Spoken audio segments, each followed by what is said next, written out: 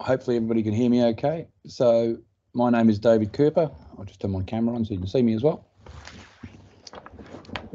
There we go. So I'm David Cooper. I chair the MABP in Broadcast Productions. So we run this course annually. We took a year out last year, so we're running it again this year, which is fantastic. We run this course with 90 credits. It's an 18-month course. So for those of you who are looking at SUSI grants, you will have to apply for those. I believe it's twice for the 2 years. The course itself, the practical part of the course, is run from October through until the end of the following September. And then by the time you actually graduate, it's the 18 months. So it's not 18 months in total of being in classes. It is October through to the end of September, and you'll be finished everything by September. And then you will graduate after the Christmas, January, February period. So hopefully that is well understood. I'm hoping that everybody has had a look at our online about the course itself, what's involved, but I'll just quickly go through those.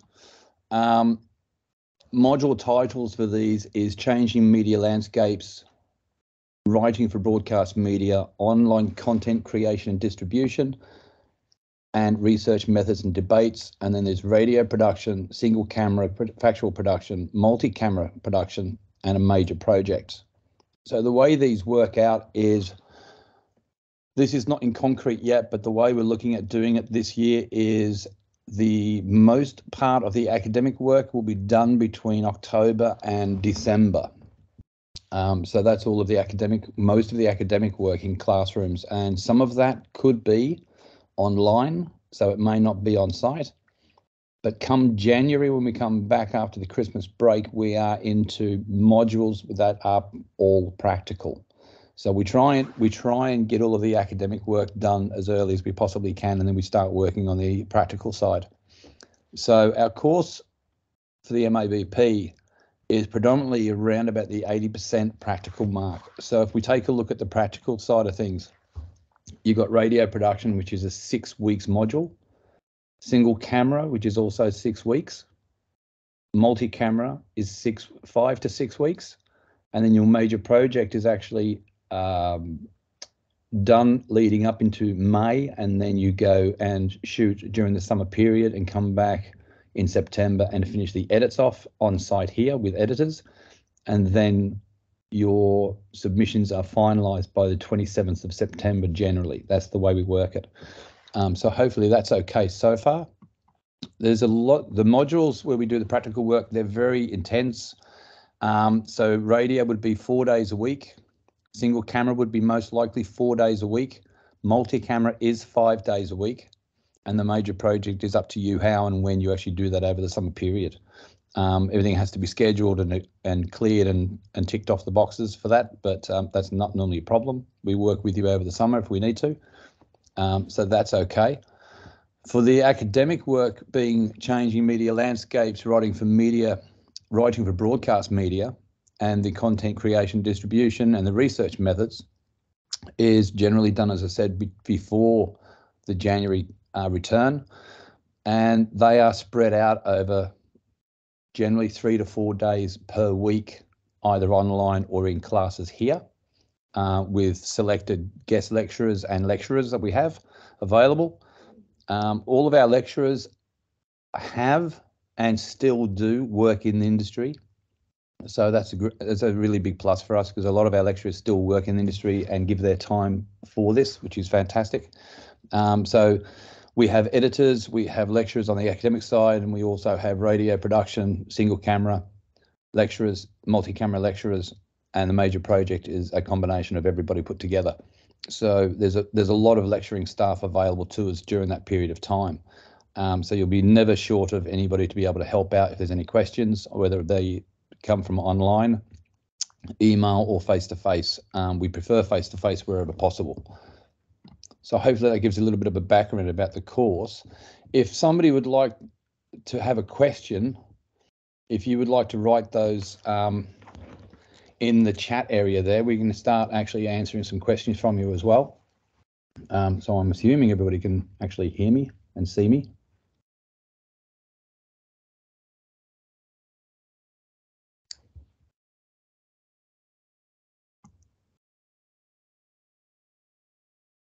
Has anybody got any questions at the moment?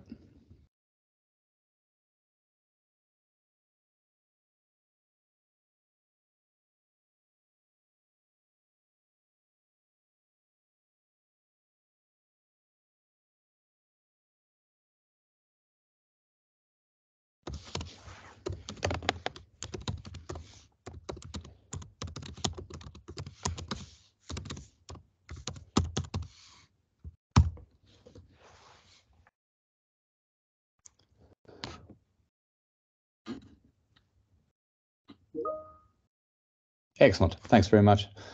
So has anybody got any questions about the course itself? I'm assuming everybody has read it and looked at it and dissected the online brief about everything.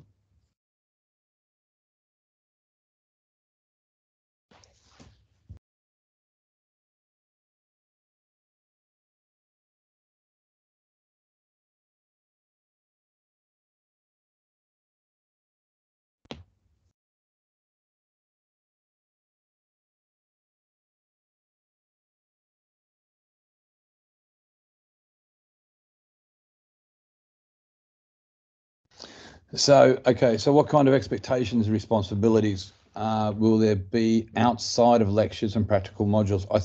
I assume you're talking about self-learning there.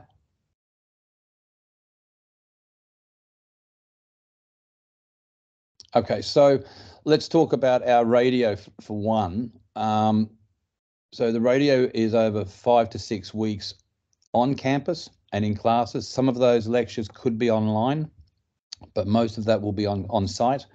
And you'll be working with people like Francesca, who is our producer for radio, and also Tony McGuinness, who is our sound engineer and operational person as well. So you'll be coming in doing lectures, and then you'll be set aside exercises to go and complete. So that will be recording interviews on Zooms. It'll be recording your interviews and editing them as well, and then bringing those back as part of your project. So there's small projects within the major projects for that. So you'll do a live program for radio, roughly 26 minutes. So you'll have to produce and operations will be for somebody else in the class. So Neve, for instance, Neve O'Kelly might produce a program and everybody else would do their sound desk and present and things like that. And that rotates around. So everybody does that as well. So there's a live daytime radio program that has to be done. And there's also short documentaries in radio as well. They need to be done during that module, that 6-week period. So that's quite intense. So quite a bit of that work can actually be done outside the lecturing hours. It's totally up to you. And then for the single camera, same thing. You do quite a number of classes here on site with, at the moment, that's Steve O'Reilly. So he's our DOP and cinematographer, and myself. So we do a lot of lectures on camera operations, things like that. And then you also sound on location. So then you actually set off to do exercises during the day, and you can take equipment out with you over weekends, evenings, that sort of thing, to actually shoot your short documentary. So one of the one of the practical exercises we have is a 60 to 90 second profile on somebody.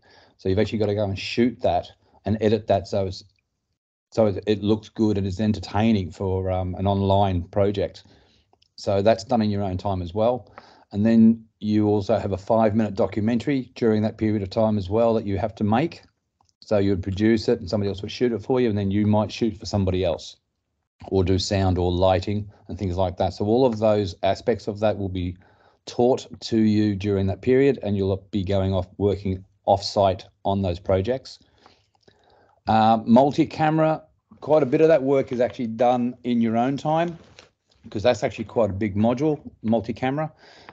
So for multi-camera, you'd be actually expected to produce a 26-minute live television program from our studios here. So we have 5 cameras in our studio here with full gallery, from the same as you'd find in any broadcast house.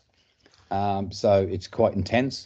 So quite of that work is actually done outside the school hours. Okay, So does that answer that sort of question? There's quite a lot that needs to be done outside the classes, but there's also a lot that happens inside the classes for you to be able to achieve that and make it that easier.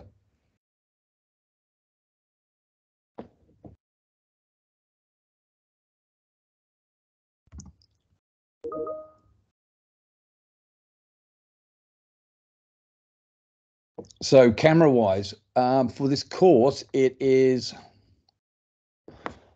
spend a lot of time on studio cameras, and we also try and do an outside broadcast during that during the year as well. And then you've also got single camera operations as well. So there's quite a lot on cameras, whether it be single camera location or whether it be multi-camera studio work.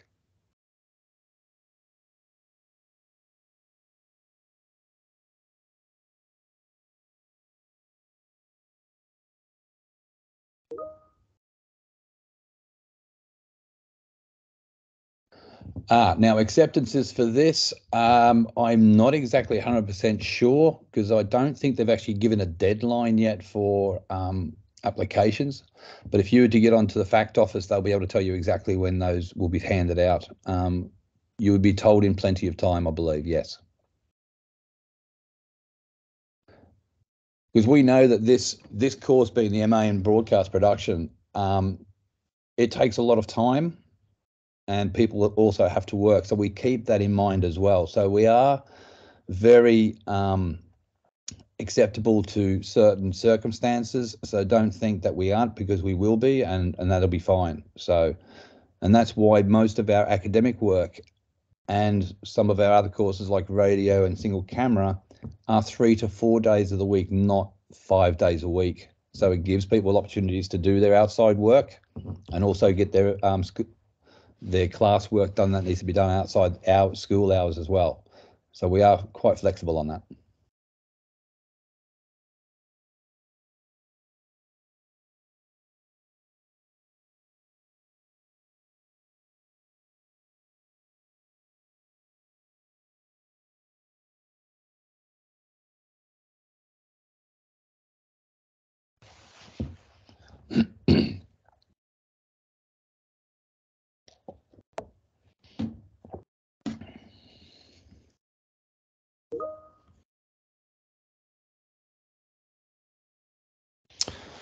Okay, so future careers. Jesus, the ocean is full of opportunity out there. Television broadcast in the last 10 years in Ireland has absolutely exploded. And even during COVID, it was still extremely strong. So when you think about television broadcast production, we're not just talking about the news channel that goes out or anything like that. And this includes radio as well. So for instance, in any accordance of a week, if you take a look at Virgin locally and RTE locally, there are a huge amount of hours that go to air that are live television, including your morning programs, your midday programs, your afternoon programs, your kids programs, news and current affairs, sports. Sports is huge, employers as well. So there's huge amounts of hours that go into broadcast, and they have to have several crews working during the day on all of those. So RTE, I believe, still have 6 major studios still in operation a lot of the time. Virgin have 4 studios that they are working with continuously all the time. So you've got to have crews in all of those areas. And then you've got the outside broadcasts. So outside broadcast could be anything from horse racing through to rugby World Cups, football, entertainment shows that have been done out on the road by local broadcasters. Not just local broadcasts, but international broadcasters as well. So they've got a hire crew here for all of those sorts of events. Recently, for instance, I was talking to one of the OB companies, and there's 12 OB trucks in this country alone, major OB trucks. And there was one week where every single one of them was on the road. So when you think about 12 trucks, on average, 20 to 32 people that work on them, that's a lot of work just in outside broadcasts. And then you've got all the studio work as well. Plus then you've got single camera. If you're working for independents like Coco, Tyrrell's, those sort of companies that are making documentaries, short films, there's all of that sort of work that is continually happening as well. So there's a huge amount of career opportunities after this course. We have about a 90 to 95% success rate of all of our MA students getting work before they finish the course, or very, very quickly afterwards.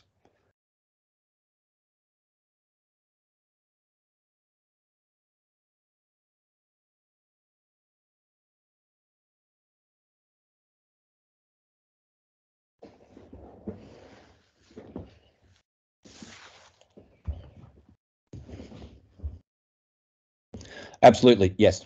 Not only with, possibly within IDT, but the connections that we have in the broadcast game with radio and television is just phenomenal for us. We have broadcasters. We also have smaller production companies and larger production companies ring us directly and say, we are looking for this type of person during the year. And what we do is we actually give those opportunities to students that are actually excelling in those areas. So that sort of stuff happens all the time. For instance, Virgin Media is a huge supporter of IDT. They take a lot of our students over the years, and so does RTE, and so does the OB companies, and also independent production houses. So yeah, we get a lot of opportunities. We also get opportunities here where external companies come into the college to do work, and as a requirement, if we agree to them doing it, is that they place our students within that production. So there's those sorts of opportunities as well that we actually give students.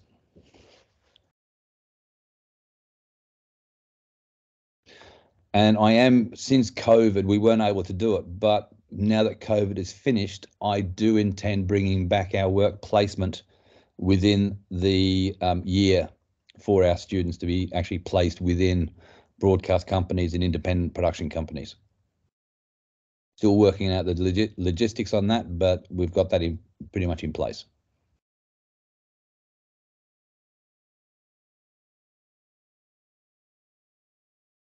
Hopefully that will answer that one. Look, it comes down to, I say this all the time to students that come in, whether it be for our undergrads or postgrads. I've been working in this industry since I was 17 years old. So it's been a long time that I've been working, and I'm still working in the industry, even though I'm teaching. And it's never been busier. It really has not been busier than it is now. And that's only going to continue, I think, my opinion.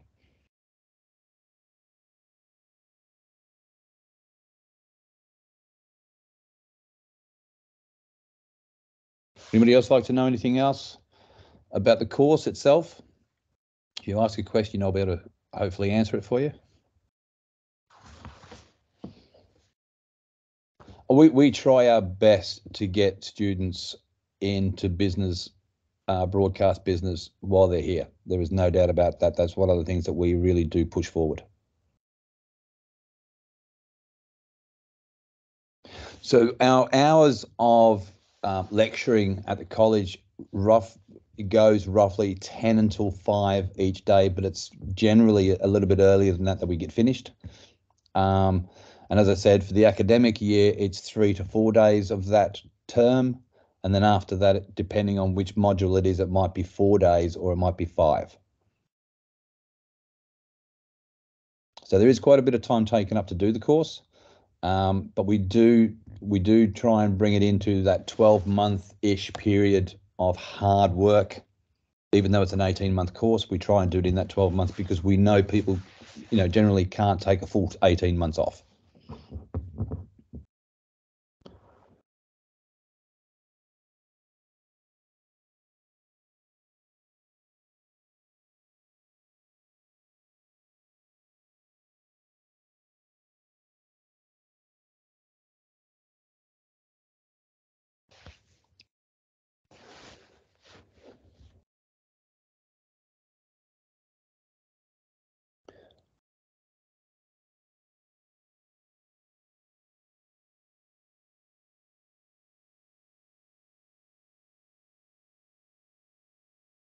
So just for instance, in 2015, I did my MA course because I hadn't been to college or school since I was 17 years old. And while I was doing my MA, I still had to work. So I was working here in the college as a student. And then after that, I was working until midnight, 1 o'clock in the morning, 5 days a week as launch engineer for a broadcaster for about 6 months. So it's not easy, but it is very doable.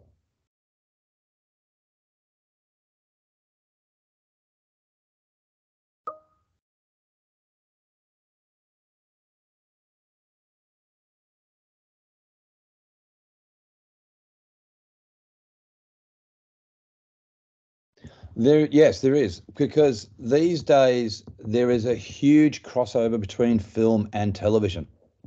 When you look at programs that are being made for television, now you got to remember that since online came about, so many programs are being made for online. So whether it be not YouTube, Amazon Prime, or any of those online suppliers, they're being made for television. They may not get on television as we know television, sitting at home watching the box, but they're all online. But they're made for television, so they're made by television companies and production houses for that very reason. So yes, there is a huge amount of overlap between film and television these days. I know a lot of guys that went through film school for years and years, and they work in television, no worries whatsoever, and the reverse goes the other way as well. So yeah, there is a crossover.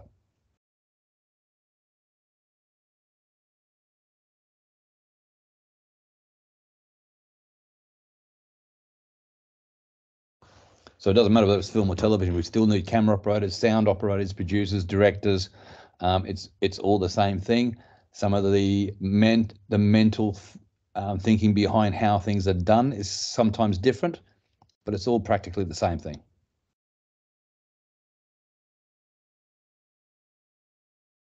Oh, interesting. Yes. Okay. We have a huge cross section of people that actually join this course. So every year we would have your mature students. So I did my course in 2015, as I said, at the age of 51. And then we also had, in the year that I was in, we had students that came out of undergrads, took a year off and came straight back in to do a master's. And we have everything in between. And the last number of years, we've had probably a 50-50 on male, female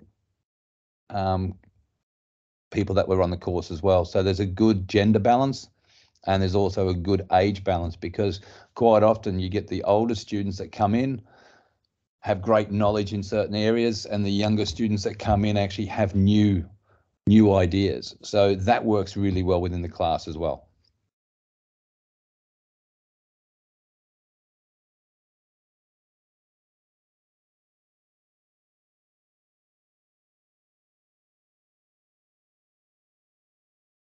We tend to bring, or allow, around 18 to 21 students into this course, no more than that.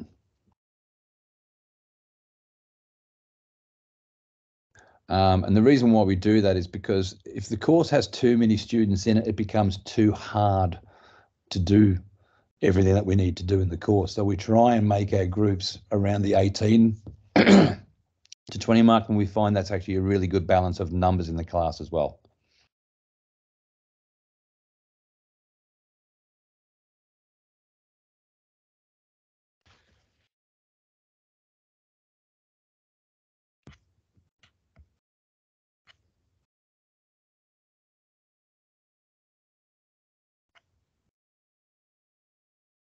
So things like changing media landscapes and writing for broadcast media and online content, when we're doing those modules, we dive very deeply into the online markets and how to market your product and things like that, and where does it need to go and who should you be talking to.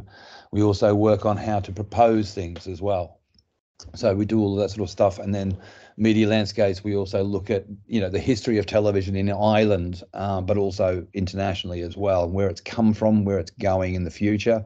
We have guest lecturers that come in and talk about copyright. We have guest lecturers from broadcast industry here in Ireland that come in to talk about what is the future of television in this country. So, we get a very good cross section of guest lecturers that come in.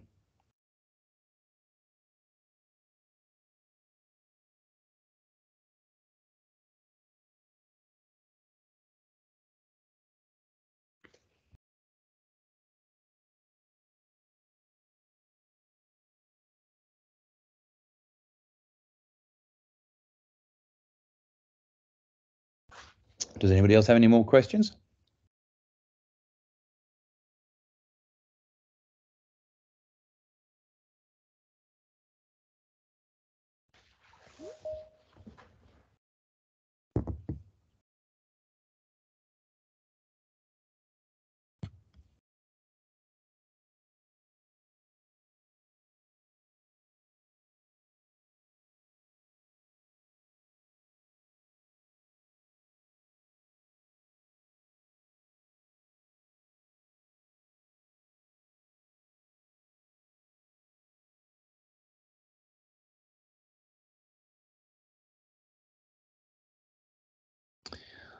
Yes.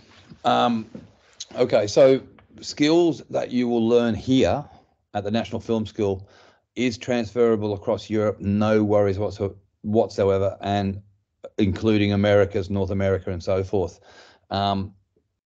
We've had students here that came in from America specifically to do this course. We've had students in from Brazil. We've had students from all over the world come in to do this course specifically for the way it's done, for that very reason that it is transferable across the world.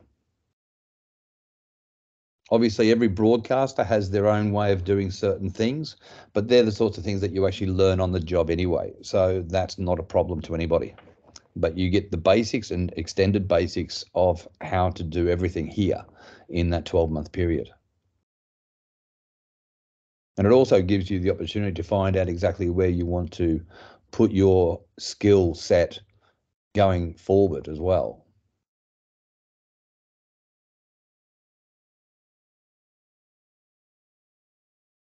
I have a very good friend who is a very, very good vision mixer, and she's American. But she came to this college when she did her undergrad, then went back to America to work for a number of years. Now she's back in Ireland working here again. So everything that she did here, she took over there, and everything she did there, she's brought back here as well. So yeah, they're very transferable. One of our other past students came here as a director already in television, and she works all over the world directing. And she comes in has come in on a regular basis in the past to actually lecture in our classes as well as a director. So we actually have that very good students that have actually been experienced and professionals for years come and do their MA, and then they come back and they actually guest lecture for us as well, which is very, very cool.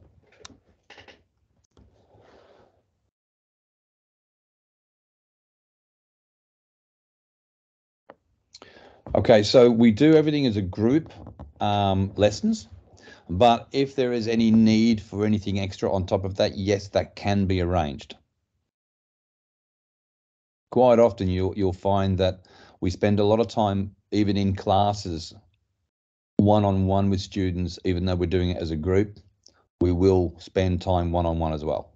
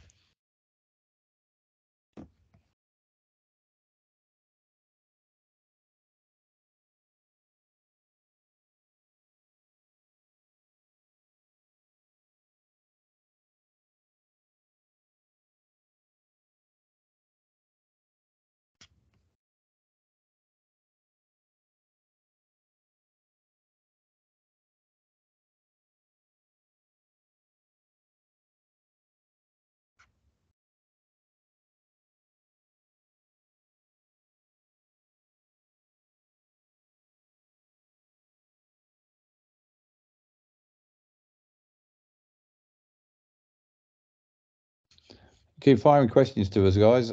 If you need any answers to anything, we're quite open about all of that.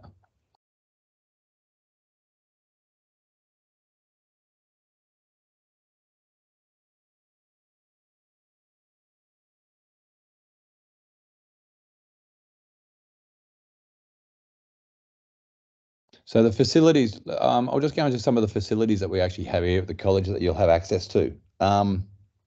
We have, in the NFS building itself, we have 2 studios. So one studio usable space is about 15 by 15 meters large. We have broadcast cameras in there of the highest spec we can get. We also have LED lighting across our lighting system.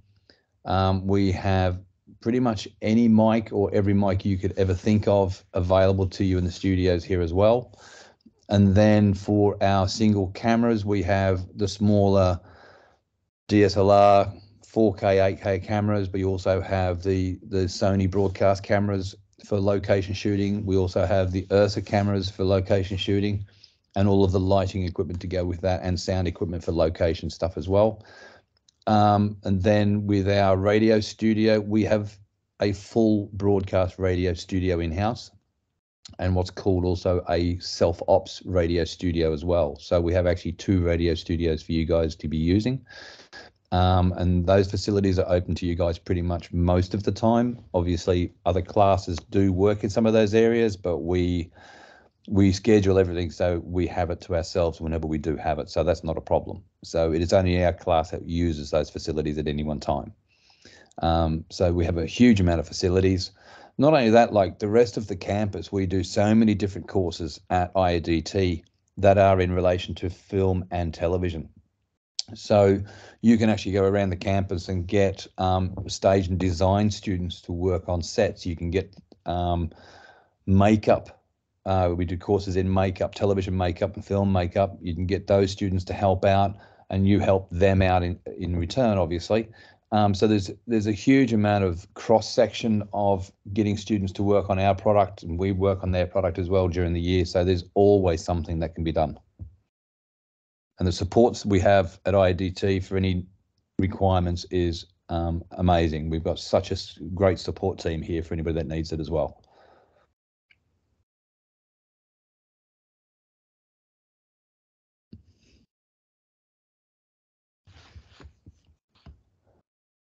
We also spend a lot of time on editing.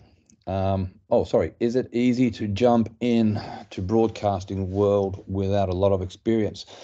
I always tell this example when that sort of question comes up. We had a young fellow, I say young fellow, who was probably 28, probably 30, 32 when he came into us for the MAs. He did his BA in media, and then he worked for a bank on Excel sheets for 5 years. Then he decided to come back to broadcasting, and he came and did his MA here. And by the time he finished the course, he was working as a producer for Radio 1 at RTE. So yeah, it comes down to you as an individual, how easy that jump can be and how much work you put into it and how dedicated everybody is. But yes, you can jump straight into broadcasting after this course.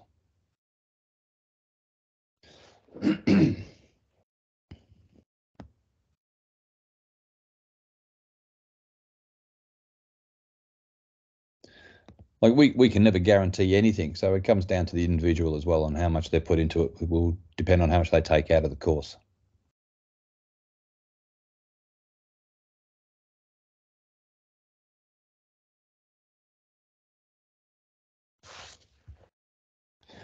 So our editing,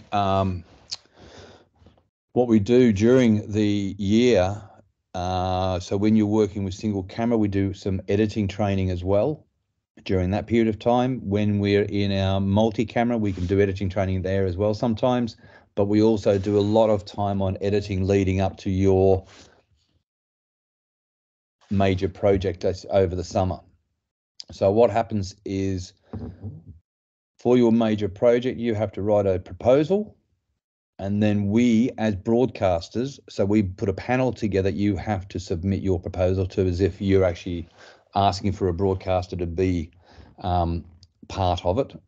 And if we say yes to your proposal for a documentary, you go off and shoot that, whether that be radio or television, over the summer. And then when you come back in September, you'd have an offline edit done, and then you would finish it off with our editors, our tutor-led editors here on campus for 2 weeks. We give 2 weeks to that alone just to get those documentaries finished for submission in September 27th or around that date.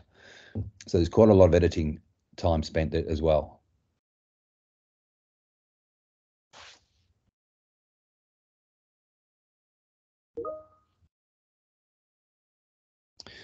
So we use a variety of software. So for radio, for instance, we have a full digital live on-air software system, which is Lutel, Lutel from Finland. And a lot of broadcasters are using that software for live programming. So we use that here as well. So that'll be put in place by the time this course starts. And then we also use Adobe CC platform on campus. But for off campus, we tend to use DaVinci Resolve, because DaVinci Resolve gives you everything and it doesn't cost you anything to actually get the software package. As long as you have a laptop that can run that package, you'll have no problem whatsoever. So we do have a lot of software we use. And then in the studio, geez, there's so much different software that you will be using as well. But that's all in-house.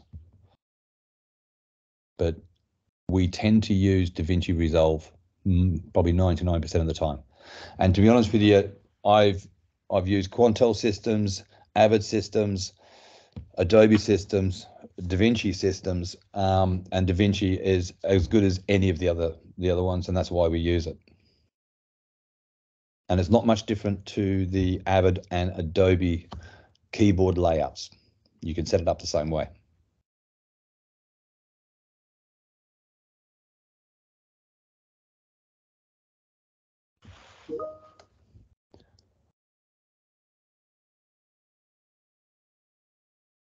So, during the course, particularly during single camera and the multi-camera television side of things, plus the radio stuff, you'll also, go through quite an extensive tutorials about formats, what's expected, what's going to be asked for, and how to actually get those formats delivered on time to your broadcast for on air as well. So there's a lot of different formats that you actually have to worry about in broadcasting. So we go through all of that sort of stuff as well.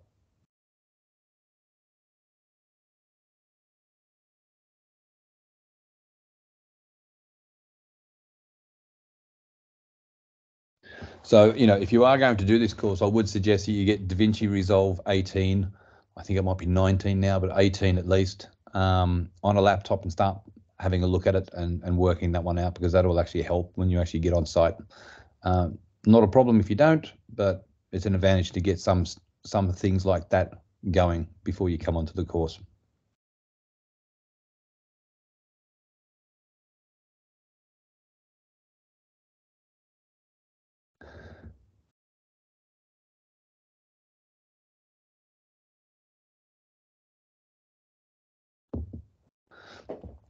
Yeah, that's a hard one, because there is so much out there. The best way to look at it is start looking online as to what broadcasters are actually putting out on air at what times of the day and what days of the week they're actually doing those sorts of things. Like, there's a thing called watersheds. So depending on what country you're in, here it's BAI, Ofcom in the UK, America has their own, and they all have watershed times that certain programs can be put to air. So you will be looking at that sort of thing as well. So if you're doing a program where it's a kids program, you have to make sure it fits in with those watershed titles and times. Same way if you're going to be doing a late night talk show, obviously you can get away with a lot more. But you have to make sure your submissions for your proposals are dealing with what that watershed allows for, because if it doesn't, then we can't say yes to a proposal if you don't meet those criteria, because we do everything in line with European broadcast standards. So EBU is European Broadcast Standards. You can have a look at that website. Have a look also at BAI, websites. And there's a section in there called Sound and Vision. So in there you can see what documentaries and shows are actually being commissioned and who by and for what reason. And you can also get so much information out of BAI as well. The other thing I'll be looking at is looking at programs. What type of programs do you watch now? And where do you watch them? Do you watch them on traditional television or do you watch them online platforms? Where is your biggest viewing area? I ask quite a lot of our undergrad students, what are they watching on television? And they say, oh, we don't watch television at all. It's like, well, you do, because most programs are built for television, even though they go online. So there's this misunderstanding about broadcast television and what's being made for television to where it's being outputted, whether it be a broadcaster or online. So have a look at those trends, see what is trending online and what is trending on broadcasting as well. Also, Nielsen is a company that does all of the surveys. You can actually get into their website and have a look and see where and what is trending as far as viewership, what programs are getting the highest viewers and why. You can get a lot of information from Nielsen. They're actually quite a good source of information as well. Other than that, I could go through 100 different places to start looking at equipment that you'll be using on course. But to be honest with you, we'll do all of that when you actually get here. It's easier because we'll steer you in the right direction for that one.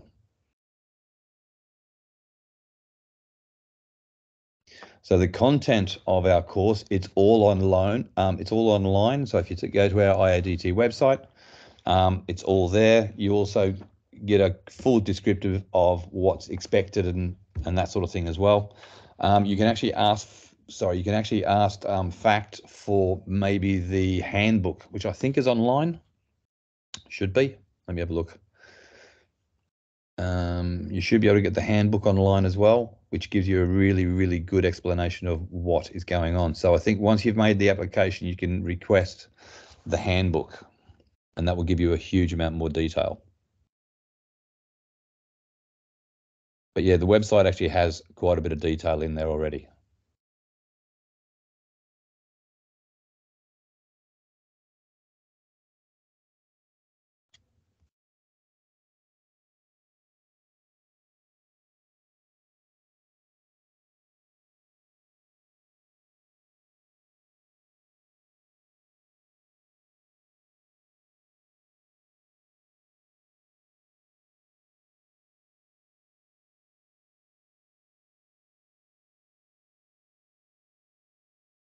One thing that we do encourage on your course modules is individual thought as well. So your proposals are what you think is new, exciting and creative as far as whether it be radio program making or television program making. So we're always looking for those with new ideas. So many programs are remade for television and radio, and you know the world is looking for something new. So we're always encouraging that sort of idealism as well. We don't expect you to do the same thing that's been on TV for 25 years. We expect something new when we do this course. So we encourage that and help that along.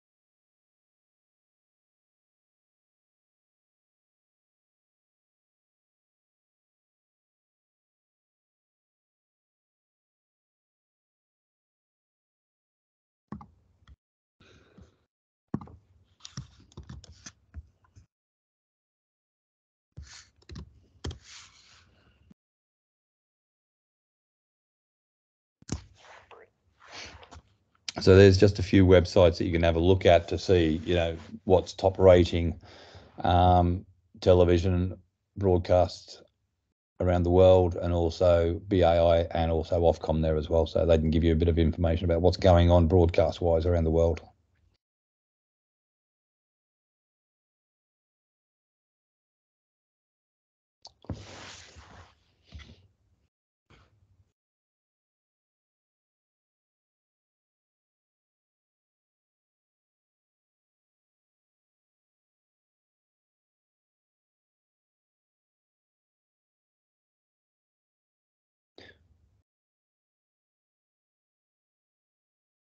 All right, everybody. I think, has anybody got any other last questions they would like to ask?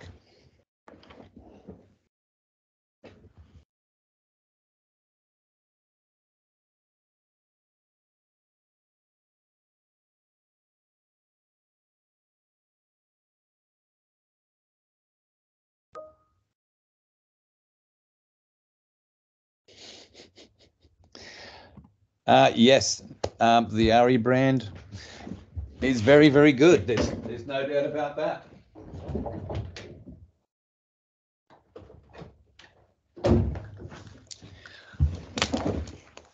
And no, you can't have my hat. So yes, we are an ARI lover here as well. We have 2 ARI classics in our stores, and we are looking at buying 2 more, hopefully over the next year or 2. We're in the process of negotiations on those.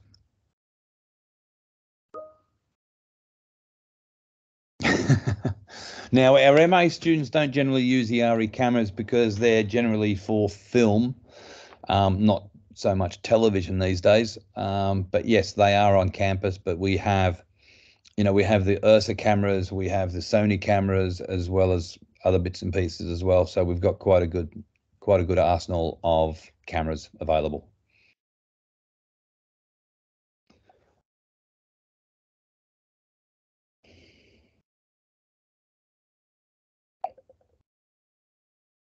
All right, guys, we might call this a bit of a close now. If anybody else has a question, please throw one at me straight away. If not, within the next couple of minutes, we'll call it a close on this meeting. So I'd like to say thanks very much for coming along and having a chat. If you have any other questions, please get in contact with us. And I'm sure that our factual office will be in touch fairly soon about placements. As I said, I don't know exactly when they're going to be doing that, but the fact office will be able to tell you exactly what those dates will be.